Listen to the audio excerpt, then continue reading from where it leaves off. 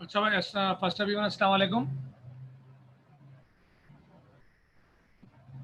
Confirm करें कि आपको मेरी आवाज़ आ रही है, स्लाइड शेयर हो रही है।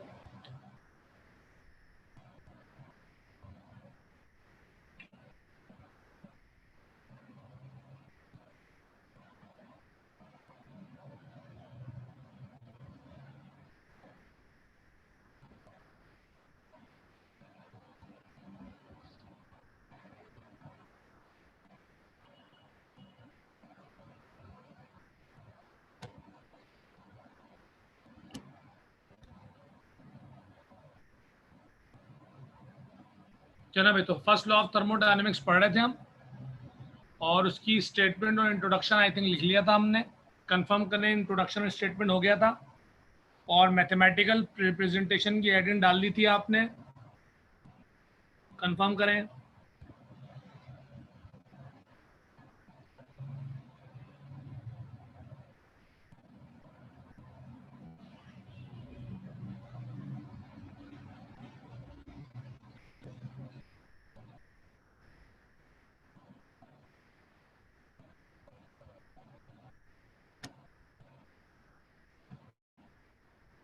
अथवा तो कितने लोगों को ये डायग्राम बिल्कुल क्लियर है? कल मैंने तफसील से डायग्राम पढ़ाई थी आपको। आज इसको रिवाइज करेंगे, फिर इसको लिखेंगे। कल हमने इस पर असली मेहनत की हुई है।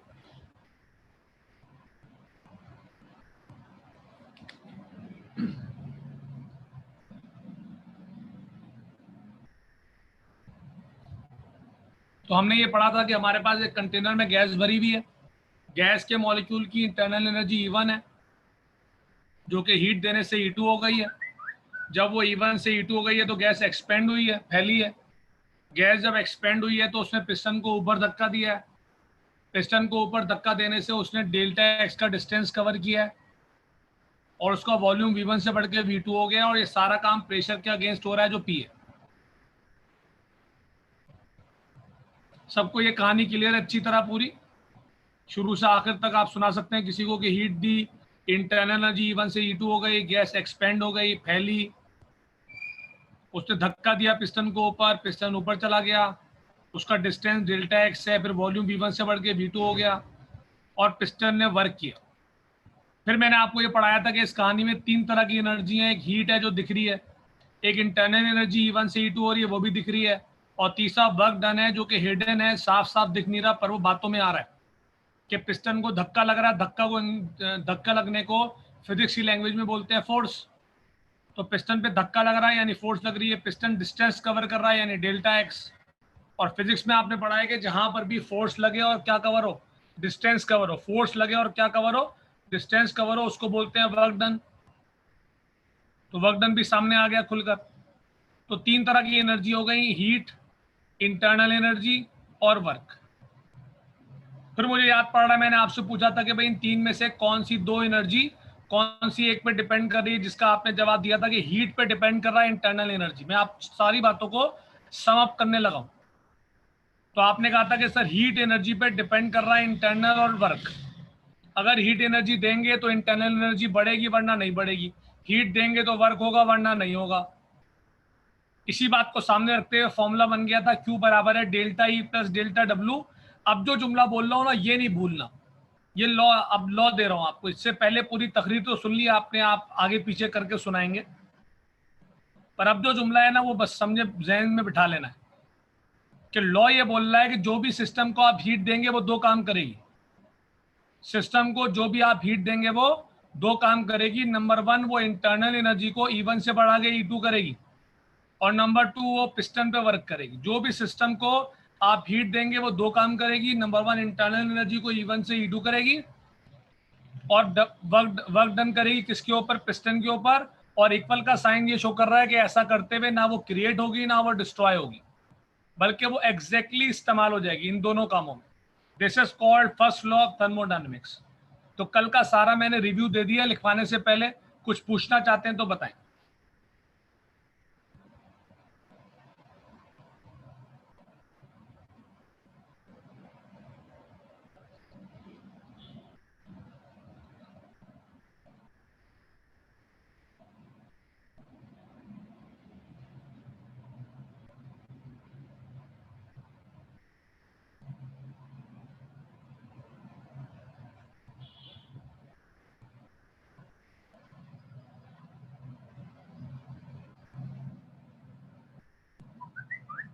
हाँ भाई first up even chat box पे कंफर्म तो करो क्लियर है कि नहीं यार, तुम लोग तो बिल्कुल सुनो यार, तो बताओ तो सही कोई मसला है नहीं है, क्लियर है, पता तो चले ना यार।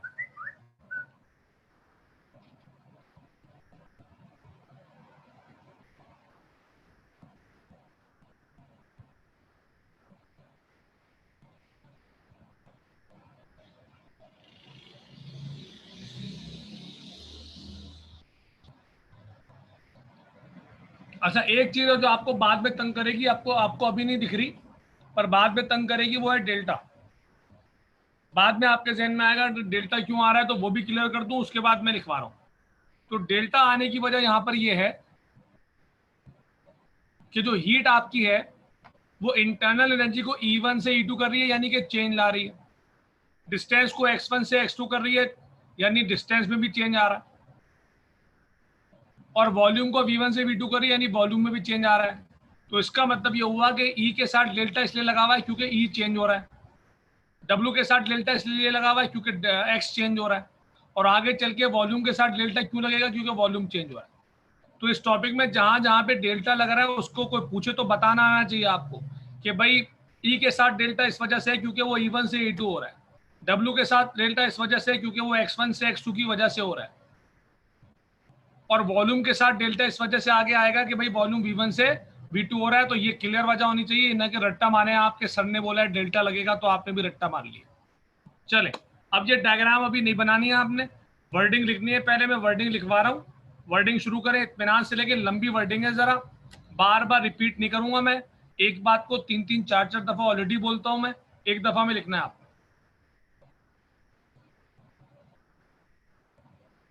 और जितने भी सिंबल्स आएंगे उनको इन्वर्टेड कॉमास में लिखना है आपने, जितने भी सिंबल्स आएंगे उनको इन्वर्टेड कॉमास में लिखेंगे। तो मैथमेटिकल रिप्रेजेंटेशन की हेडिंग में लिख रहे हैं आप, ठीक है। Consider a system, consider a system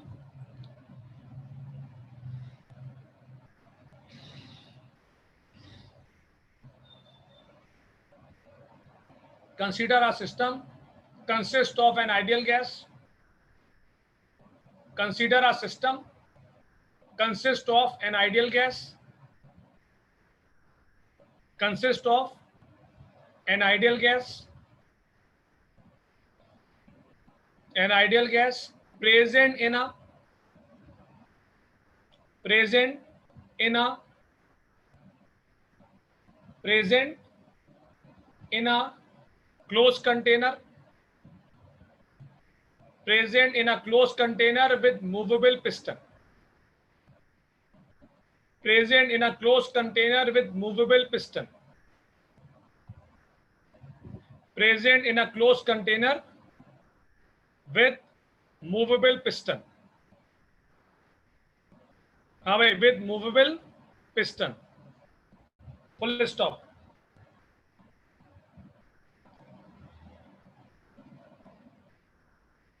chat box में देखना, पिस्टन तक लिख लिया भाई सबने।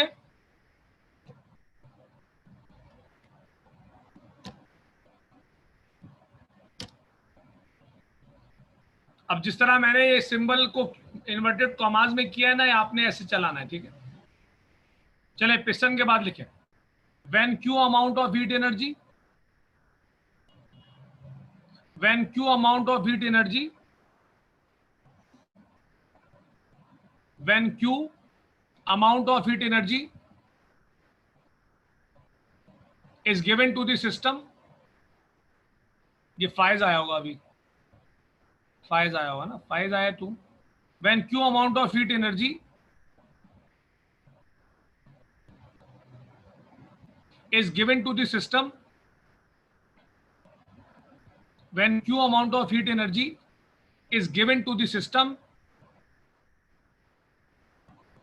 is given to the system,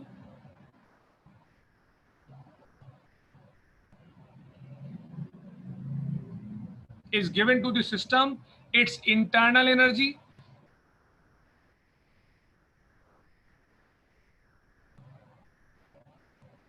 its internal energy increases from E1 to E2,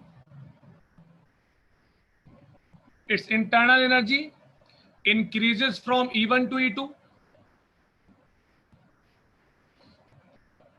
increases from E1 to E2,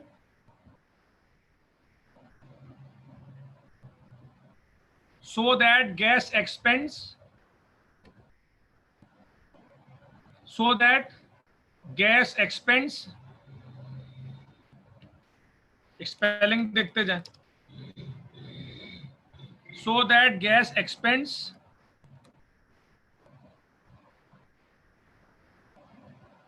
and exert, so that gas expands and exert force F on piston,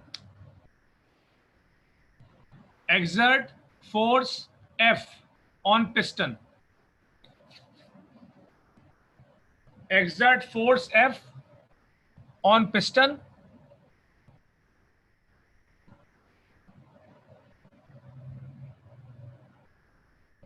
force F on piston, so that it covers, so that it covers, so that it covers distance delta x, so that it covers distance delta x. हाँ भाई, distance delta x against pressure P, against pressure P, against pressure P,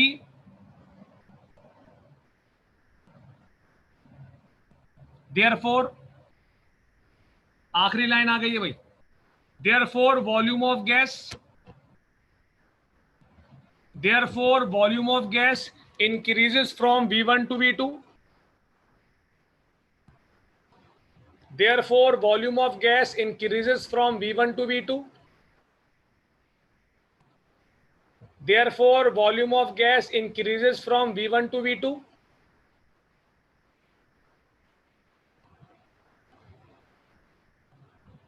volume of gas increases from V1 to V2, hence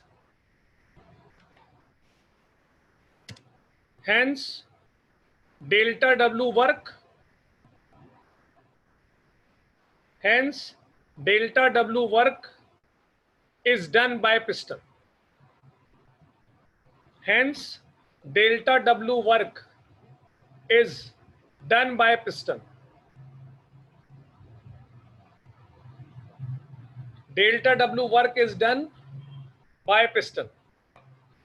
चले जी, किसी को wording में कोई confusion है, कोई मसला आ रहा है तो बताएं, उसके बाद जैसे जैसे मैं बोलूं वैसे कॉपी करेंगे आप।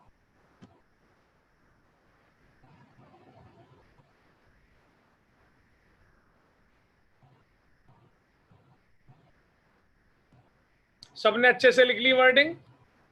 अब आप डायग्राम के लिए सुन लें भाई गौर से, अब आप डायग्राम के लिए कम से कम 6 से 8 लाइनें छोड़ेंगे, डायग्राम के लिए 6 से 8 लाइनें छोड़ेंगे, वो मैं ग्रुप पे सेंड करूंगा। ये जो बनी हुई है इससे गलत बन जाती है, साफ सुथरी डायग्राम आप बनाएंगे, मैं ग्रुप पे आपसे शेयर करूंगा। तो डायग्राम के लिए 6 से 8 लाइनें छोड़ दें, और 6 से 8 लाइनें छोड़ के मैं हाईलाइट कर रहा हूं, ये कॉपी कर लें। ये मैंने हाईलाइट कर दिया, ये कॉपी करें। डायग्राम के लिए सुन ले फिर से, डायग्राम के लिए 6 से 8 लाइनें छोड़ने के बाद आप ये कॉपी कर लें जो मैंने हाईलाइट किया।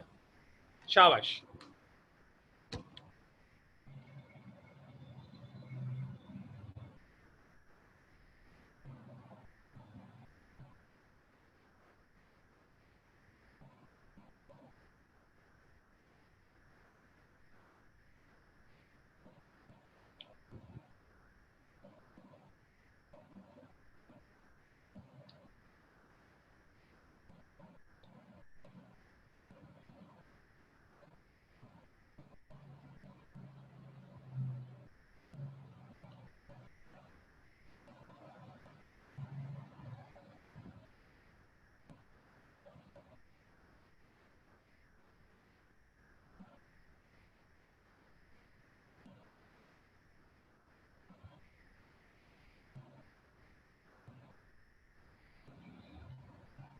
तो आई होप आप सबको पता है क्यू हीट है, एब्जॉर्ब भी हो सकती है, रिलीज भी। इंटरनल एनर्जी ई है, जो बढ़ भी सकती है, कम भी हो सकती है। डब्ल्यू वर्क है, जो पिस्टन करेगा, ऊपर भी आ सकता है, नीचे भी आ सकता है। तमाम लॉजिक बन चुकी हैं आपकी, तमाम सिंबल आपको आ गए हैं, डीलिंग करना आपको आ गई।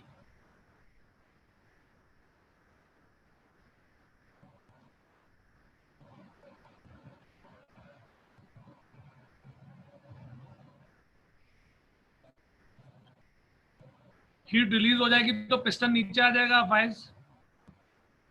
हीट रिलीज होगा तो इंटरनल एनर्जी कम होगी, इंटरनल एनर्जी कम होगी तो इंटरनल प्रेशर कम होगा, पिस्टन नीचे आ जाएगा। समझ रहे हो?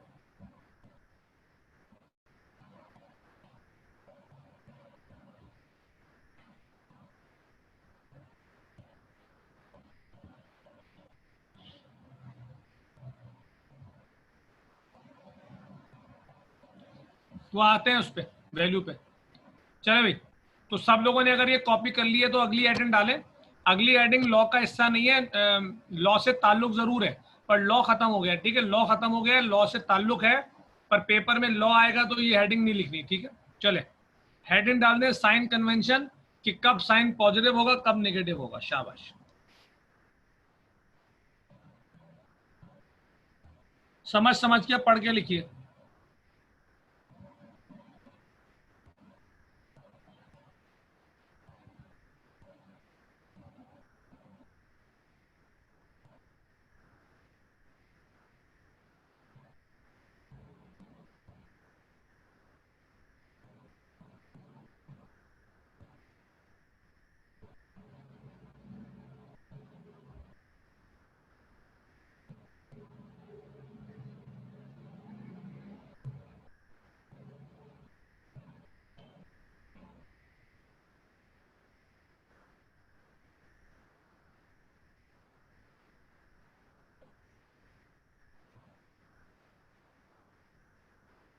जी जी, सब कुछ हीट पे डिपेंड करता है, सही बात है।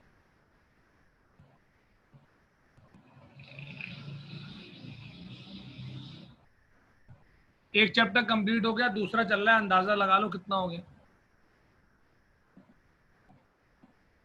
पर जो कंप्लीट हुआ है वो बहुत बड़ा चैप्टर किया हमने कंप्लीट, बहुत टाइम लेता है। गैसेस वाला जो हमने खत्म किया है वो बहुत टाइम लेता है, तो वो समझे हमने अच्छा खासा बड़ा काम किया।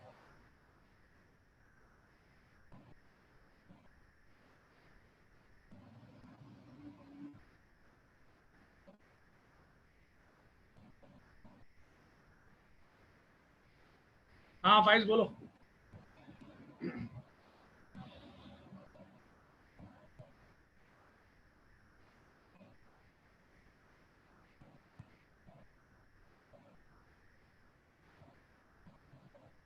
10 से 15 दिन में पता चल जाएगा कि कितना, कौन कौन से टॉपिक या चैप्टर निकालें। दुआ करो चैप्टर निकालें, टॉपिक निकालेंगे तो मज़ा नहीं आएगा पढ़ाने में, आधा पता नहीं कहाँ से क्या निकाल दे।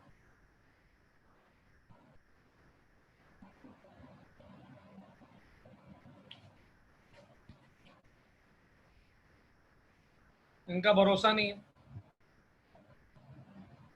अब अगर ऐसे टॉपिक निकाल दिए कि दूसरा पढ़ाए बगैर चारा ही नहीं है तो पढ़ाना ही पड़ेगा।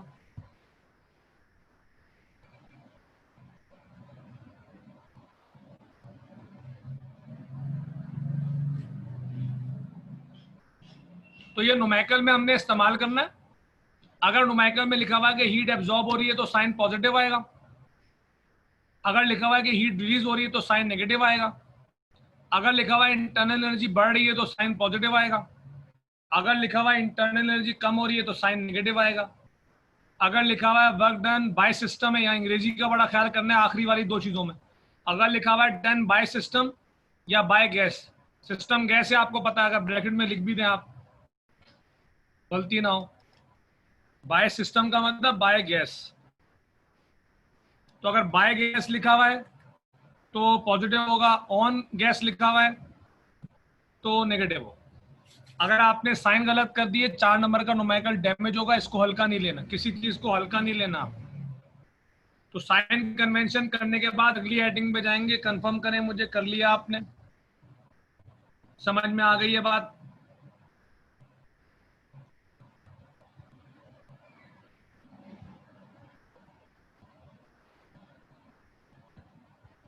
चलें हेडिंग डाल दें, नेक्स्ट हेडिंग डालें।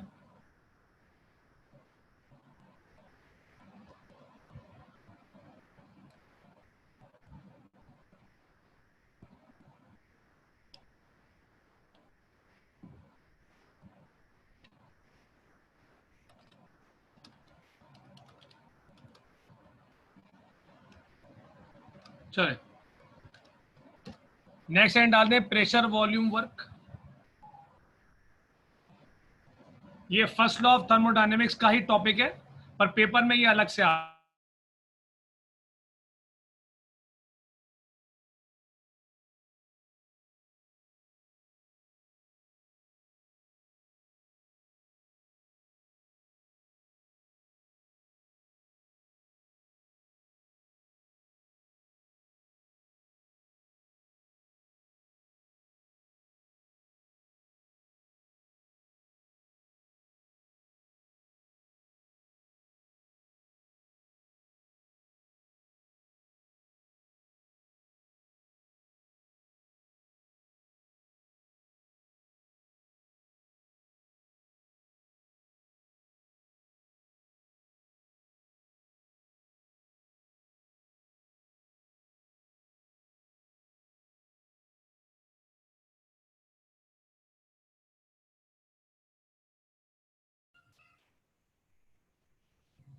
अच्छा जी, तो प्रेशर वॉल्यूम वर्क की हेडिंग डाल दी सबने।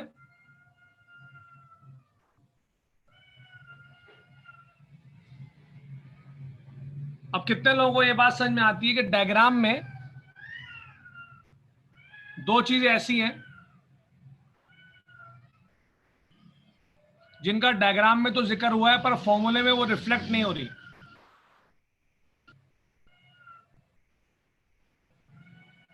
हाँ भाई फर्स्ट अप वन, आवाज आ रही है मेरी?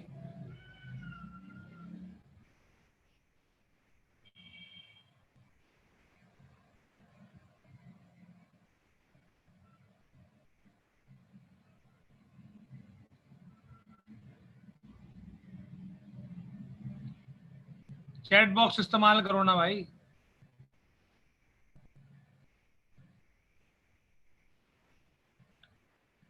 आ रही है आवाज, ठीक है। तो डायग्राम में टोटल तीन चीजें ऐसी हैं जो कि डायग्राम में है। ओ भाई अरम ये रेज हैंड खत्म कर दे यार, मुसलसल रेज हैंड खैरियत तो है, क्या हो गया है? चैट बॉक्स इस्तेमाल किया करो, जो भी लिखना हो चैट बॉक्स में लिखो। मजाक बना लिया इसको, रेज हैंड को हर बात पे करता रहता है। तो डायग्राम में तीन चीजें ऐसी हैं, एक है प्रेशर, एक है वॉल्यूम और एक है डिस्टेंस, जिसका डायग्राम में जिक्र है पर वो फॉर्मूले में रिफ्लेक्ट नहीं हो रहे, दिख नहीं रहे। इसमें से जो डिस्टेंस है वो तो डब्लू में छुपा हुआ है, चलो सबको पता है डब्लू एक्स के बगैर है नहीं। पर प्रेशर और वॉल्यूम दो ऐसी चीजें हैं जो डायग्राम में है पर फॉर्मूले में कहीं पर भी नहीं है। तो ये जो डेरिवेशन है इसका टारगेट यही है कि हमें प्रेशर और वॉल्यूम को फॉर्मूले में लेकर आना है, डब्लू को गायब करना है। इसको बोलते हैं प्रेशर वॉल्यूम वर्क। क्या आपको बात समझ में आ गई कि हमें एक ऐसी डेरिवेशन करनी है, मैथमेटिक्स करनी है जिसमें डब्लू को रिप्लेस करना है एक ऐसे फॉर्मूले से जिसमें प्रेशर और वॉल्यूम आता हो। मैथमेटिकल काम है, पेपर में 4 नंबर दिलवाएगा, बेस्ट है। वर्क को गायब करना है, प्रेशर वॉल्यूम को लेकर आना है। वर्क को गायब करना है, प्रेशर वॉल्यूम को लेकर आना है और मैथमेटिक्स से लेकर आना है, लॉजिक से लेकर आना है।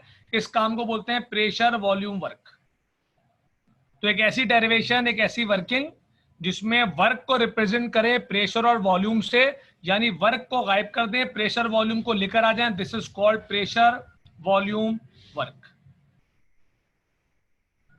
किसी को परेशानी है तो बता दें ताकि मैं लिखवाऊं आप।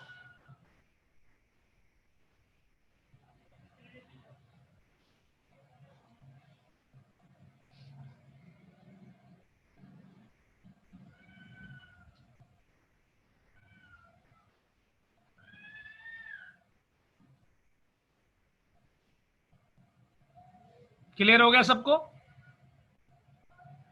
चलिए हेडिंग डालें introduction. Pressure volume work main heading है, उसमें सब हेडिंग डालें introduction. Pressure volume work main heading है, उसमें सब हेडिंग डालेंगे आप इंट्रोडक्शन। इंट्रोडक्शन में लिखें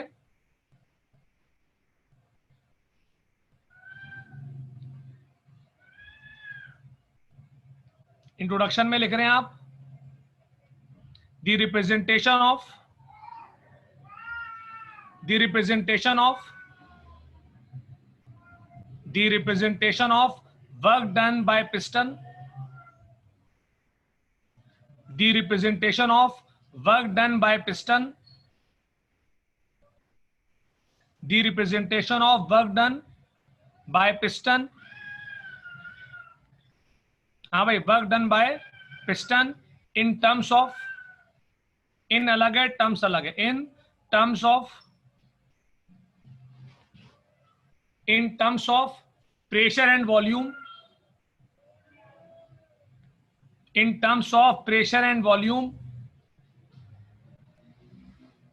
in terms of pressure and volume, हाँ भाई, in terms of pressure and volume is called pressure volume work, is called pressure volume work, is called pressure volume work। सबने इंट्रोडक्शन लिख लिया है? कंफर्म करें।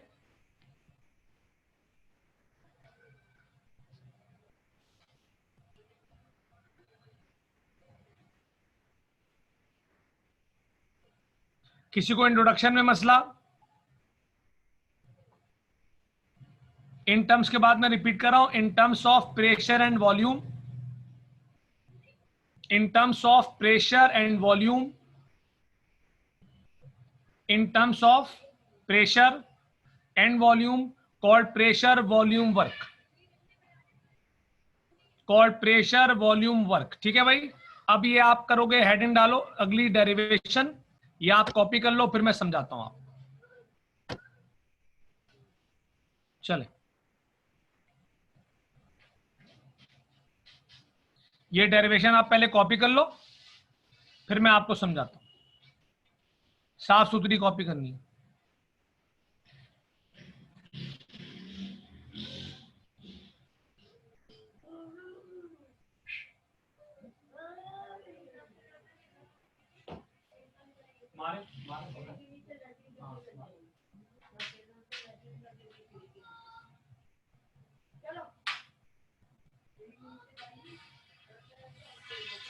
कहीं थोड़ी है।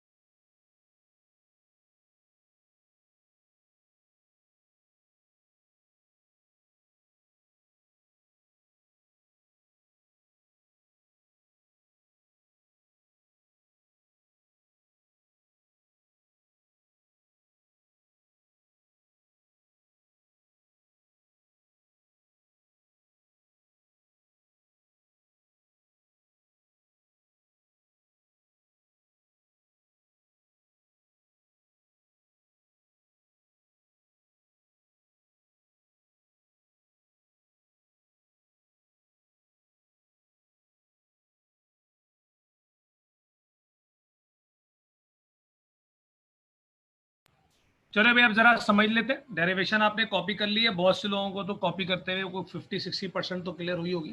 देखो हमारा टारगेट क्या है, हमारा टारगेट ये है कि हमने फिजिक्स और केमिस्ट्री के, खास तौर पे फिजिक्स के फॉर्मूलों के जरिए प्रेशर को रिप्रेजेंट करना है, नहीं, प्रेशर और वॉल्यूम को रिप्रेजेंट करना है डब्ल्यू की फॉर्म।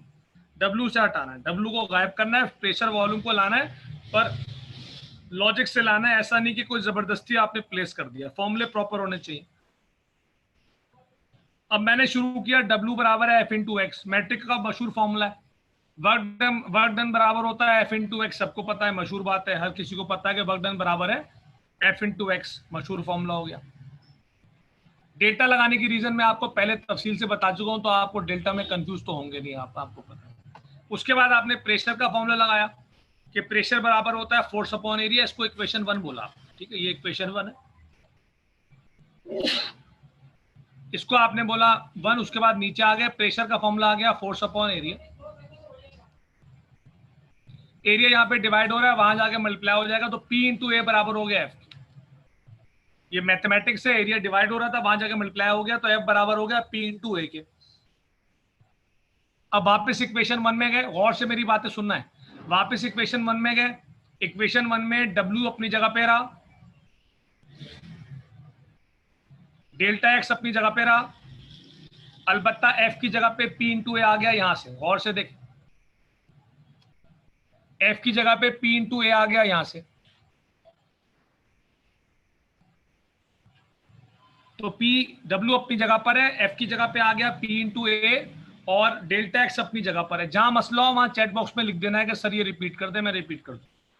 तो W बराबर हो गया P इंटू ए, ऊपर से आ गया, एक्स पहले से है, तो P इंटू ए इंटू डेल्टा एक्स। अब जो लोग सो नहीं रहे उनको अंदाजा हो रहा है कि हमने अपना आधा काम कर लिया। हमने फॉर्मूले में प्रेशर और वॉल्यूम लेकर आना है ना भाई। हमने अपने फॉर्मूले में प्रेशर और वॉल्यूम लेकर आना है। प्रेशर तो आ चुका, अब वॉल्यूम की बारी है, वॉल्यूम आ जाएगा तो हमारा काम पूरा हो जाएगा, आधा काम हो गया। अब इस इक्वेशन को यहां होल्ड किया, जहन में रखा, आगे बढ़े।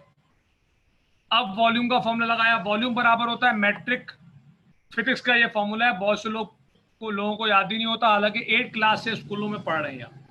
वॉल्यूम बराबर होता है length into breadth into height.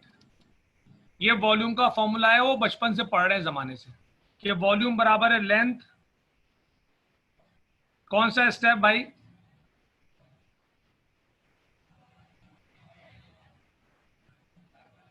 भाई इक्वेशन 1 को देखो गौर से। इक्वेशन 1 में W अपनी जगह पे आया, मेरा कर्सर देखते रहो, मेरा कर्सर देखते रहो। इक्वेशन 1 में W अपनी जगह पर आ गया, डेल्टा एक्स अपनी जगह पर आ गया, F की जगह पे हमने लिख दिया P इंटू ए, क्योंकि F बराबर है P इंटू ए। ये मैंने हाईलाइट किया है, थोड़ा तवज्जो देनी पड़ेगी, डेरिवेशन है ना भाई।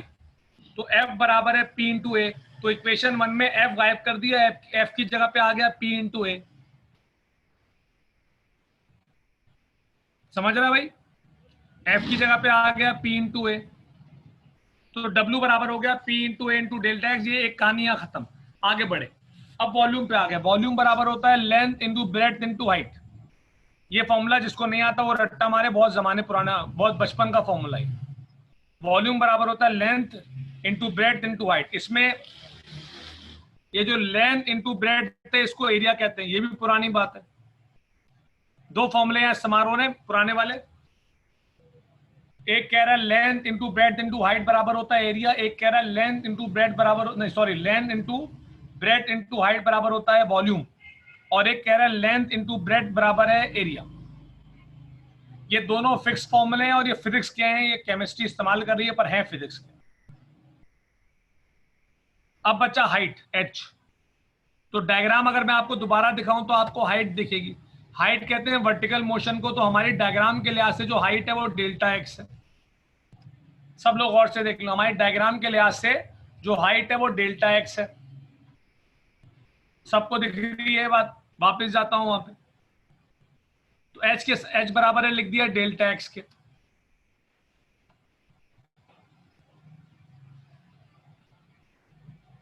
ठीक है भाई,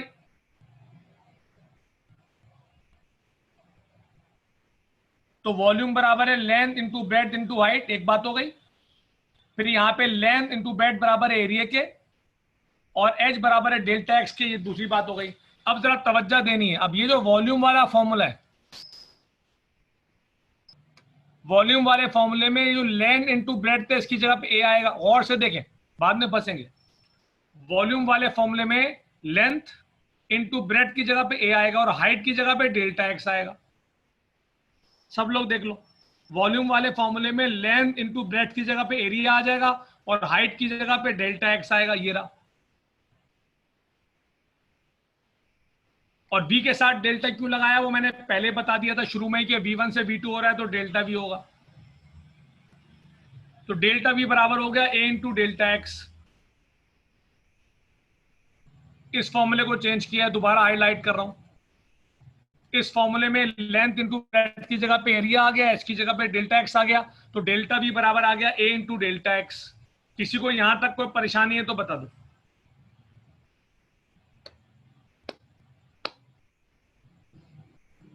हाँ भाई, फर्स्ट है B1।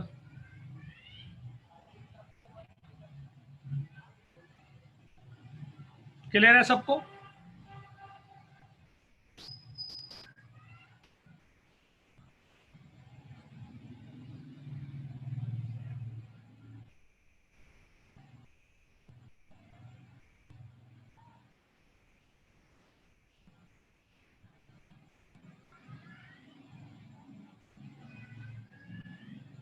ए की जगह डेल्टा एक्स कब लिखा है, और उल्टा उल्टा सीधा सुनोगे तो भाई कहां से समझ में आएगा। जो मैं बोल रहा हूं वो तो समझो ना। ये एल इंटू बी की जगह पे ए आया है, गौर से देख लो, एल इंटू बी की जगह पे ए तो आ सकता है ना, ये लिखा हुआ है एल इंटू बी बराबर है ए के, तो एल इंटू बी की जगह पे ए आया। गौर से देखो ना क्या हो रहा है, बी अपनी जगह पर है, मेरा कर्सर देखो, बी अपनी जगह पर है, एल इंटू बी की जगह पे ए आया है, क्योंकि एल इंटू बी ए के बराबर है। दिख रहा है ना, यहाँ पे थोड़ा मेहनत करनी पड़ेगी। एल इंटू बी ए के बराबर दिख रहा है, ये रहा। तो एल इंटू बी की जगह पे ए आया, एच बराबर है डेल्टा एक्स के, तो एच की जगह पे डेल्टा एक्स आया। तो आप ये गौर तो करो ना कि किस चीज की जगह पे क्या लिख रहे हैं। एल इंटू बी की जगह पे ए आ रहा है, एच की जगह पे डेल्टा एक्स आ रहा है, और बी की जगह पे डेल्टा वी आ रहा है। वो मैंने आपको बहुत पहले बता दिया था कि वी डेल्टा वी की फॉर्म में आएगा।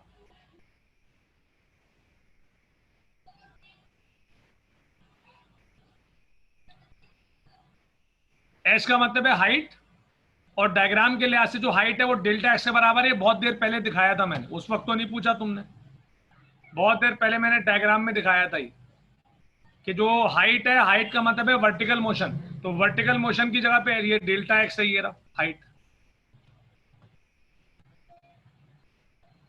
और बोलो, चले। तो डेल्टा वी बराबर हो गया ए इंटू डेल्टा एक्स। अब गौर से देखो ये मेन फॉर्मूला, गौर से देखें ये मेन फॉर्मूला, सब आखिरी काम कर रहे हैं। अब खुद से जहन लड़ाओ, क्योंकि आप सामने नहीं हो, समझाना बड़ा मुश्किल हो रहा है। अब इस फॉर्मूले में देखो, डब्ल्यू को नहीं छेड़ा हमने, पी को भी नहीं छेड़ा हमने, ए इंटू डेल्टा एक्स की जगह पे ये देखो गौर से, ये देखो ए इंटू डेल्टा एक्स, और ये भी देखो ए इंटू डेल्टा एक्स। तो ए इंटू डेल्टा एक्स की जगह पे आ गया डेल्टा वी, डब्ल्यू अपनी जगह पर है, पी अपनी जगह पर है, ए इंटू डेल्टा एक्स की जगह पे आ गया डेल्टा वी। तो डब्ल्यू अपनी जगह पे, मेरा कर्सर देखो, डब्ल्यू अपनी जगह पर है, पी अपनी जगह पर है, ए इंटू डेल्टा एक्स की जगह पे आ गया डेल्टा वी। तो ये वो फॉर्मूला बन गया जो हमारी कोशिश थी फॉर्मूला लाना। तो डब्ल्यू बराबर हो गया पी इंटू डेल्टा वी। ये जो इक्वेशन है इसको बोलते हैं pressure volume work. This equation is called pressure volume work. अब डब्ल्यू गायब हो जाएगा और प्रेशर वॉल्यूम आ जाएगा। ये हमारी कोशिश शुरू से चल रही है कि डब्ल्यू गायब हो जाए, प्रेशर वॉल्यूम आ जाए। तो डब्ल्यू अब गायब हो जाएगा, प्रेशर वॉल्यूम आ जाएगा। चले भाई, डेरिवेशन मैंने समझा दी है, लेक्चर एंड पे आ गया है। कुछ पूछना चाहते हैं तो बताएं।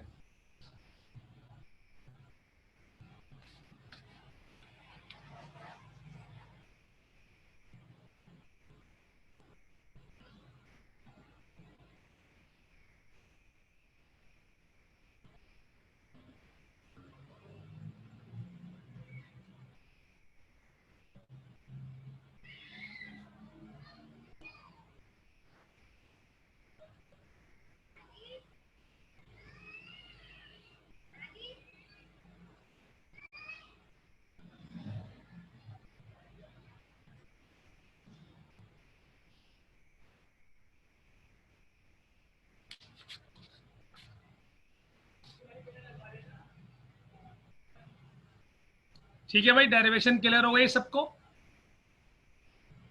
तो ये प्रेशर वॉल्यूम वर्क कहलाता है, पेपर में 4 नंबर में आता है। अगले वीक इंशाल्लाह इसकी 2 फॉर्म्स पढ़ेंगे फिजिकल क्लास में, आप क्लास में होंगे इंशाल्लाह। और देन इसके न्यूमेरिकल्स करेंगे, छोटा सा चैप्टर है ये। तो ये कोई 5 लेक्चर इसके और हैं तकरीबन, 2 हफ्ते कह लो आप, तकरीबन 2 हफ्ते और है इसके।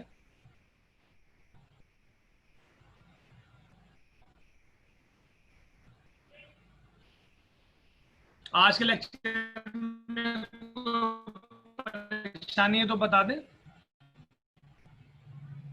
लेक्चर में एंड करूंगा इसके बाद। अगले वीक इंशाल्लाह हम इसके केसेस करेंगे।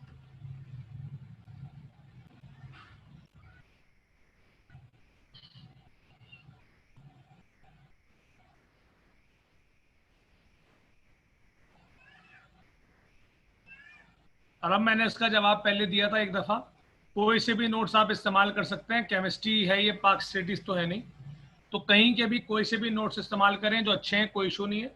सिर्फ फ़र्क ये आ जाता है कि जब आप कोई और नोट्स इस्तेमाल करते हैं और पढ़ते कुछ और हैं, तो स्टाइल में बड़ा फ़र्क आता है लिखने के ना, हर एक का अपना स्टाइल होता है। तो डबल मेहनत करनी पड़ती है, आप पढ़ेंगे कुछ और लिखेंगे कुछ और, तो मेहनत डबल हो जाएगी। तो इस वजह से आमतौर पर लोग अवॉइड करते हैं। तो आप मुझसे पढ़ रहे हैं तो मैं जो लिखवा रहा हूँ अगर आप यही याद करेंगे ना, तो आपको ऐसा लगेगा कि बिल्कुल सेम स्टाइल का पैटर्न है, मुश्किल नहीं होगी। नोट्स लेंगे तो उनका अपना लिखने का तरीका होगा, जाहिर सी बात है। तो ये मसला है, अदरवाइज नंबर का कोई ताल्लुक नहीं है। आप कहीं के भी नोट्स अच्छे लेके लिखे तो नंबर मिलेंगे आप, कोई इशू नहीं।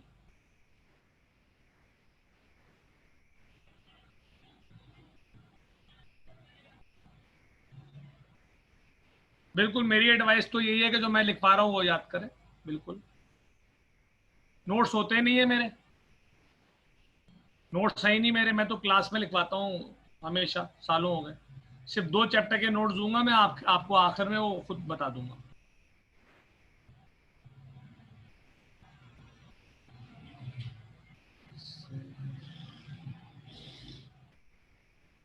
चलो इंशाल्लाह अगले भी गपशप लगाएंगे फिजिकल क्लास में तफसील से।